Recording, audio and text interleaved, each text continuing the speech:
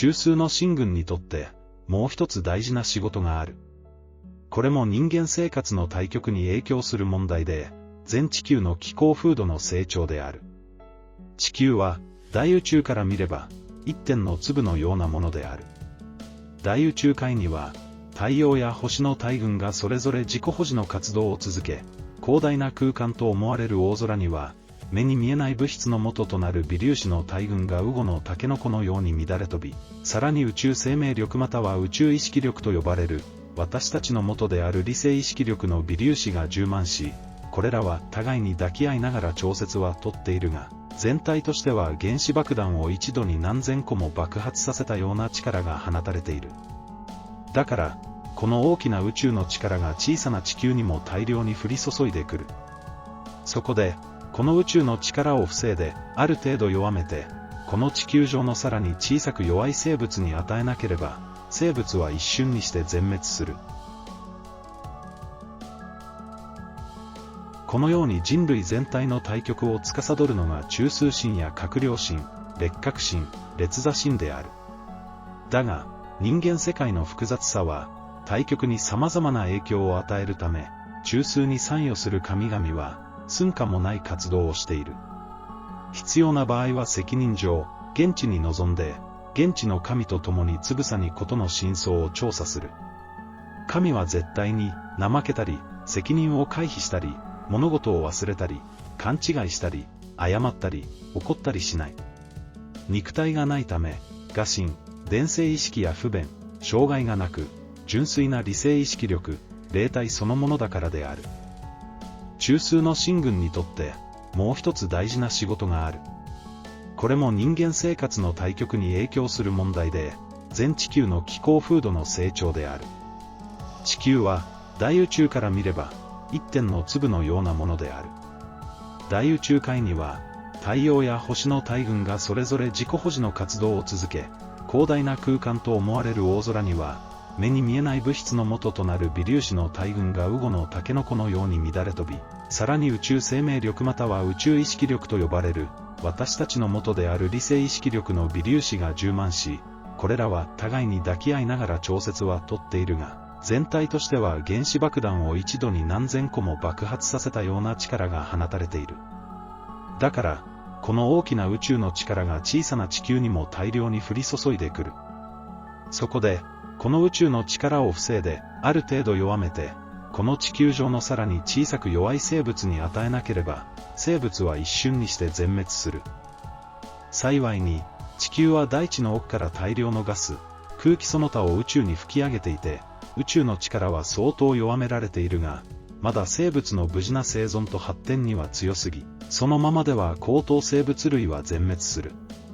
この宇宙の力の緩和には、地上の全生物を完全に包み覆う厚い膜が必要で、それが生物発祥の時から年功を積んで、生物の成長と進化の技術が巧みになった私たち理性意識力の微粒子群である。ところが私たちはもはや単なる微粒子群ではなく、立派な神霊である。神霊となれば、その力も強く、少々の宇宙の力は完全に防げる。そこで地球を取り巻く神霊群は、相当厚い膜、霊体のガス体で、地球を厚く取り巻く層を作って、全生物の生命活動を保護している。特に人間の体は一人ずつ、生まれてから死ぬまで、分厚く、霊体のガスですっぽりと包んでいる。これをもっても、人間が神を知らないということは、全く我が身知らずと言わなければならない。しかし、いかに神霊の大群が雲のように連なって、生物を包み、保護していても、大宇宙の大きな力は時々、変調を起こし、地球を思いがけない圧力で抑え、締め付ける。こうした変化が宇宙に起こった場合、全深海は、現役も予備軍も総動員で、宇宙の力を成長操作して、人間はもとより、その肉体を保つのに必要な地上のすべての生物を死滅から守る。